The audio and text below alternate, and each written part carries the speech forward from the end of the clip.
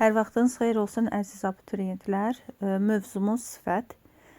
Fransız dilində sifət əşyanın əlamət və keyfiyyətini bildirən əsas nitq hissəsidir ki, sifət kel, kişi cinsində kel, qadın cinsində kel 2 ilə, kel, yəni kellısı kişi cinsinin cəmində, kelli isə qadın cinsinin cəmində işlənir. Hansı, necə, nə cür suallarından birinə cavab verir. Biz, məsələn, əşyanın əlaməti deyəndə, onun, məsələn, uzunluğu, balacalığı, böyüklüyü, qısalığı nəzərdə tutulur ki, əşyanın əlamət və keyfiyyətini bildirir və sifət ismə aid olur və adətən isimdən sonra işlənir. Sifət isimə aid olur və isimdən sonra işlənir. Məsələn, indiktiv fasil, asan imla, ön arbor ver, yaşıl ağac. Və bizim diqqət edəcəyimiz nüans burada hal-hazırda sadaladıqlarımdır ki, bəzi sifətlər ismin qarşısında işlənir və qəbulda da istər 9 buraxılış olsun, istər 11 buraxılış olsun, biz rast gələ bilərik ki, hansı sifətlər ismin qarşısında işlənir. Bir daha səsləndirirəm ki, sifət ismə aid olur və adətən isimdən sonra işlənir. Amma bəzi sifətlər var ki, onlar ismin qarşısında işlənir. Onlar hansılardır?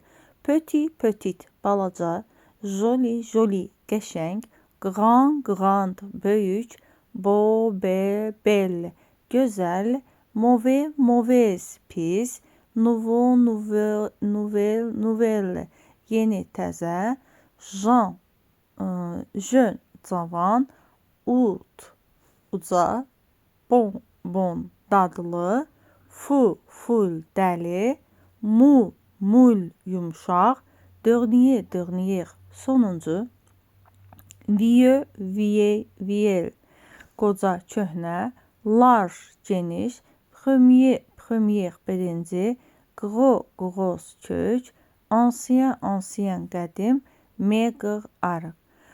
Məsələn, une jeune femme, gənc qadın, mon vieux livre, mənim köhnə kitabım. Bir daha səsləndirirəm ki, sifət ismə aid olur və adətən isimdən sonra işlənir. Amma bəzi sifətlər ismin qarşısında işlənir. O sifətləri də sadaladım və bizim qəbulda əsas diqqət yetirəcəyimiz hissə həmin bu hissədir. Və sifətlərin cəm formasından danışaq. Pluriel des adjektiv. Sifətlər aid olduğu isimlə cinsə və kəmiyyətə görə uzlaşır. Məsələn, ön stilo noir, qara qələm, des stilo noir, qara qələmlər. Ki, sifət ismin qarşısında işlənəndə cəmdə des artiklı yox, de sözünü ilə əvəz olunur. Ki, biz bilirik ki, biz cəm forma işlədən zaman des artiklından işlədirik. Ön, ün, des. Amma əgər sifət ismin qarşısında işlənirsə, o zaman des artiklı de sözünü ilə əvəz edilir. Məsələn, je cherche de belles fleurs. Fikir verirsinizsə, sifət, yəni burada bizim sifətimiz beldir. Belles, nə deməkdir? Qəşəng, gözəl. Fleur də güldür. Sifət isimin qarşısında işləndiyinə görə, burada bizim isimimiz flördür. Bel sifətdir. Sifət ismin qarşısında işləndiyinə görə, biz orada des artiklından yox, dödən istifadə edəcəyik. Dö sözündən istifadə edirik. Məsələn, mən qəşəng güllər axtarıram. Je cherche des livres intéressants. Orada es səhv düşüb. Des livres intéressants. Mən maraqlı kitablar axtarıram. Amma fikir verirsinizsə, orada, üzr istəyirəm, de, məsələn, bax, ikincidə görürsünüzmü? Intéressant, maraqlı, necə maraqlı? Sifət sonra gəlir. Livre kitabdır, öndə gəlir. Ona görə orada des işlənir. Amma birincidə de, bel, fleur. Sifət isimdən əvvəl gələndə de, isim sifətdən əvvəl gələndə isə cəm formada des işlənir. Və sifətləri cəm formasına salmaqdan ötürü onların sonuna biz adətən S şəkilçisini əlavə edirik. Məsələn, un exercice difficile, çətin çalışma. Des exercices difficile, çətin çalışmalar. Sonu E, A, U ilə bitən sifətlər cəmdə X qəbul edir. Məsələn, un beau chapeau, gözəl papaq. Chapeau E, A, U ilə bitdiyinə görə biz orada əvəz edirik. De, beau chapeau, gözəl papaqlar. İndi deyərsiniz ki, cəmə salanda bəs niyə des olmadı? Ona görə olmur ki, çünki beau gözəl deməkdir və sifət isimlə əvvəl işləndiyinə görə biz de sözünün istifadə edəcəyik. Sonu X və S ilə bitən sifətlər cəmdə dəyişmir. Çünki X və S özü ilə cəmlik şəkilçisidir. Məsələn, un chapeau gris, boz papaq, de chapeau gris, gris olduğu kimi qalır. Ön deslə əvəz olunur cəmdə, sonu E, A, U ilə bitənsə X qəbul edir. De chapeau gris. Un homme roux, kürən adam. Des hommes roux. Dəqiqə. Des hommes roux. Fikir verdinizsə, burada nəyə görə des hommes roux oldu? Çünki homme isimdir, roux sifətdir. Deməli, isim sifətdən əvvəl işlənəndə des, sifət isimdən əvvəl işlənəndə isə dödən istifadə edirik. Sonu A-lı ilə bitən sifətlər cəmdə AUX qəbul edir. Məsələn, un signe amical, dost nişanəsi, de signe amico, dost nişanələri. Deməli, al ilə bitən sifətlər cəmdə AUX qəbul edir. Eksepsiyonlarımız, istisnalarımız hansıdır? Yəni, sonu al ilə bitsə də AUX qəbul etməyənlər, S-ni qəbul edənlər. Banal, bayağı, final, son, natal, doğma, fatal, faciəvi, glasial, buzlu, naval, dəniz. Məsələn, un exercice final sonuncu tapşırıq, des exercices final sonuncu tapşırıqlar. Deməli, sonu allı ilə bitən sifətlər cəmdə AUX qəbul edir. Amma eksepsiyonlarımız banal, final, natal, fatal, glasial, naval. Janr dizadjektiv. Sifətlərin cinsi. Sifət aid olduğu isimlə cinsə görə uzlaşır. Un pantalon noir. Burada pantalon kişi cinsində olduğuna görə biz sadəcə noir yazırıq. Kişi cinsini yazırıq. Amma une robe noire artıq qadın cinsində olduğuna görə biz onu artıq qadın cinsinə salırıq. Və sifətin qadın cinsini düzəltməkdən ötürü biz sifətin sonuna ö əlavə edirik. Məsələn, un arbre vert, yaşıl ağac, une feuille verte, yaşıl yarpaq. Fikir verdinizsə, kişi cinsində vert, yəni V-E-R-T, qadın cinsində isə vert-E-ni əlavə edərək biz onu qadın cinsinə salmış olduq. Kişi cinsində sonu ö ilə bitən sifətlər isə qadın cinsində ikinci bir E-ni qəbul etmir. Elə olduğu kimi qalır. Un exercice facile, une dictée facile. Yəni, mən fasili həm kişi cinsində işlədə bilərəm, həm qadın cinsində işlədə bilərəm. Və kişi cinsində sonu E-ni, I-E-ni, O-ni ilə bitən sifətlər də qadın cinsində N qoşalaşır. Deməli, sonu E-ni, I-E-ni, O-ni ilə bitən sifətlər də qadın cinsində N qoşalaşır. Məsələn, bon, bon, dadlı, ancien, ancien, qədim.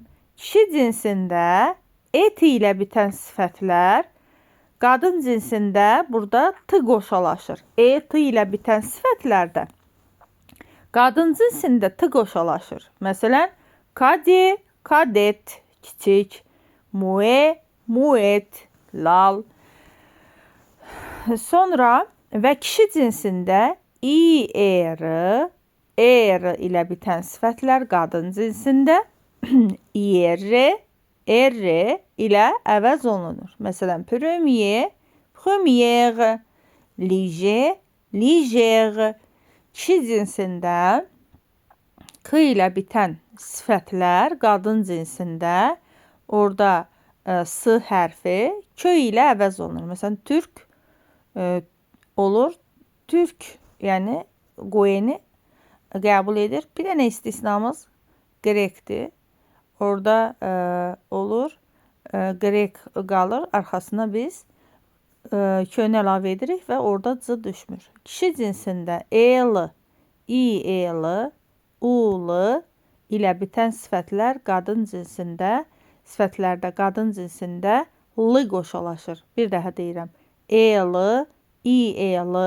Ul ilə bitən sifətlərdə qadın cinsində l hərfi qoşulaşır. Məsələn, muhtel, ölümcül. Kişi cinsində f ilə bitən sifətlər qadın cinsində f hərfi v-dı qəbul edir. Yəni, f ilə bitən sifətlərdə qadın cinsinə çevrilən zaman v-nı qəbul edir. Məsələn, aktiv, viv, sonu ilə f ilə bitən sifətlər deməli v ilə əvəz olunur. Kişi cinsində eux ilə bitən sifətlərdə qadın cinsində euz ilə əvəz olunur. Məsələn, heureux, heureuse, malheureux, malheureuse. Deməli, eux ilə bitənlər eus ilə əvəz olunur. Kişi cinsində eur ilə bitənlər isə eus qəbul edirlər. Məsələn, monteur, monteuse, antérieur, antérieur, intérieur, intérieur, meilleur, meilleur, supérieur, supérieur.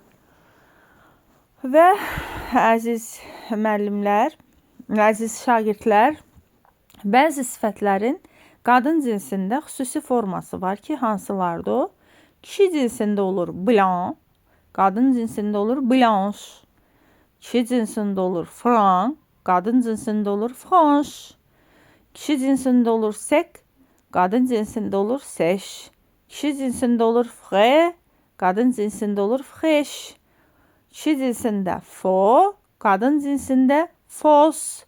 Kişi cinsində roux, qadın cinsində rousse. Kişi cinsində long, qadın cinsində long. Kişidə malin, qadın cinsində malin.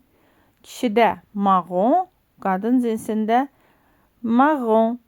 Gros, grosse, gras, grasse, las, las, gentil, gentil, bas, basse, favori, favori, favorite, doux, douce. Və əziz şagirdlər, danışaq degré de comparaison des adjektifs, sifətin dərəcələrindən, hansı ki bizi qəbulda daha çox komparativ və superlativ tuta bilər. Degré pozitiv adi dərəcəmiz, degré komparativ müqayisə dərəcəmiz və degré superlativ üstünlük dərəcəmiz ki, pozitiv bu adi dərəcədir və adi dərəcədə bilirik ki, əşyanın sadəcə burada keyfiyyətini bildirir. Məsələn, un petit fille, un grand fils bu şəkildə. Degré de komparativ bizim əsas fikir verəcəyimiz nöqtədir ki, burada müqayisə dərəcəsidir və burada abituriyentləri çaşdıran hissə degré burada bizim adverblə adjektivin komparativləri dəyişik salınır ki, oralara xüsusi diqqət yetirmək lazımdır. Və ümumiyyətlə sifətin müqayisə dərəcəsində biz əgər müqayisədən söhbət aparırıqsa, deməli burada iki şəxs və ya əşya var. Ya o şəxs, ya onlar biri digərindən üstündür, ya aşağıdır, ya da ki, ikisi də bir-birinə bərabərdir. Ki, biz keyfiyyətin biri digərindən aşağı dərəcədə olanda müəyyəndən istifadə edirik. Bir keyfiyyət digər keyfiyyətdən üstündürsə pülüdən istifadə edirik. Bir keyfiyyət digər keyfiyyətə bərabərdirsə OSI-dən istifadə edirik və ümumiyyətlə komparativi də düzəltməkdən ötürü kök hissəciyindən istifadə edirik. Məsələn, mon livre est moins intéressant que ton livre. Mənim kitabım da mənim kitabım sənin kitabından az maraqlıdır. Mon livre est plus intéressant que ton livre. Mənim kitabım sənin kitabından daha maraqlıdır. Mənim kitabım sənin kitabına sənin kitabın kimi maraqlıdır deyəndə də deyirik mon livre intéressant que ton livre. Və superlativ, üstünlük dərəcəsi. Üstünlük dərəcəsi də iki yolla düzəlir. Le superlatif relativ, le superlativ absolu. Nisbi üstünlük, mütləq qəti üstünlük. Superlativ relativ nisbi üstünlükdür və nisbi üstünlük bir çox əşya və ya şəxsin əlamət və keyfiyyəti arasında aparılır ki, bu vaxt müqayisə olunan əlamətin keyfiyyətinin biri digərindən daha üstün və ya daha aşağı olması gözlənilir. Və biz nisbi üstünlüyü düzəltmək üçün sifətin qarşısına le plus, la plus, le plus, le moins, la moins, le moins sifətindən sonra de sözünü işlədirik və yadımızda saxlayaq ki, de sözünü işlənməyə də bilər. Təkdə kişi cinsi le plus grand, cəmdə le plus grand. Qadın cinsində la plus grand, cəmdə le plus grand. Məsələn, c'est la plus grande chambre de l'appartement. Bu mənzilin ən böyük otağıdır. Və le superlativ absolu, mütləq qəti üstünlük ki, mütləq qəti üstünlükdə əşyanın və ya şəxsin əlamət və keyfiyyətinin başqaları ilə müqayisə edilməsindən üstün olmasını bildirir və aşağıdakı yollarla düzəlir. Très, fort, bien, si, infiniment, infiniment son dərəcə zərflərinin köməyi ilə düzəlir. Məsələn, vous êtes infiniment aimable. Siz son dərəcə mehribansınız. Elə si bel, o elə gözəldir ki. Yəni, bax, burada görürsünüz ki, mütləq qəti üstünlük var. O elə gözəldir ki. Burada si elə. Sonra, il est très capable. O çox bacarıqlıdır. Ekstra, super, sur, ultra, archi prefikslərinin köməyi ilə, məsələn, mon grand-père fume du tabac extra fin. Mənim babam çox zəif tütün çəkir. Fume bilirsiniz ki, çəkmək feilidir. Və c'est archi fort, bu hədsiz saxtadır. Və ismi sufiksinin köməyi ilə il a un oncle richisme, onun hədsiz varlı bir əmsi var. Rich bilirsiniz ki, varlıdır və biz onu mütləq üstünlüyə çatdırmaqdan ötürü ora ismi sufiksinə əlavə edirik richin yanına. Richism olur. Il a un oncle, onun bir əmsi var. Richism hədsiz varlı. Və fransız dilində bir neçə sifət var ki, onların müqayisə və üstünlük dərəcələri xüsusi yolla yaranır. Məsələn, degré de pozitiv, bon, bon. Degré de pozitivdə bonbon dadılıdır. Bonun komparativi müqayisəsi meilleur. Meilleur olur. Kişi cinsində meilleur. Qadın cinsində ora bir ö əlavə edirik. Degré superlativdə olur. Le, la, le, meilleur. Qadın cinsində cəmdə ös qəbul edir. Degré de pozitivdə, yəni nədir? Sadədə olur mauvais, mauvais pis deməkdir. Müqayisəsi pirdir, yəni p-i-r-e. Superlativi le, la, le, pir. Qadın cinsində də s qəbul edir. Sonra cəmdə s qəbul edir. Petit, petit. Degré de balaca deməkdir bilirsiniz. Komparativi olur moindre. Degré de superlativi olur le, la, le, moindre. Məsələn, elle est la meilleure élève de notre classe. O bizim sinifin ən yaxşı şagirdidir. Petit, mauvais sifətlərinin müqayisə və üstünlük dərəcələri adi yollarla da düzələ bilər. Ki, məsələn, biz onları dəyişirik də. Məsələn, petimiz olur moindre, mauvais olur pire. Yəni, biz onları o hala salmadan da onların müqayisə və üstünlük dərəcəsini düzəldə bilərik adi yolla. Məsələn, o zaman le plus petit konkret isimlərlə işlənir. Bax, yadınızda qalsın. Le plus petit konkret isimlərlə, le moindre isə abstrakt isimlərlə işlənir. Yəni, mücərrəd isimlərlə işlənir. Ma chambre est la plus petite. Mənim otağım ən balacadır. Görürsünüz, burada konkretdir. Otaq bəllidir, mənim otağım. Je le ferai sans la moindre hésitation. Mən onu xırda tərəddüd olmadan edəcəyəm. Artıq burada abstrakt var, bir mücərrətlik var.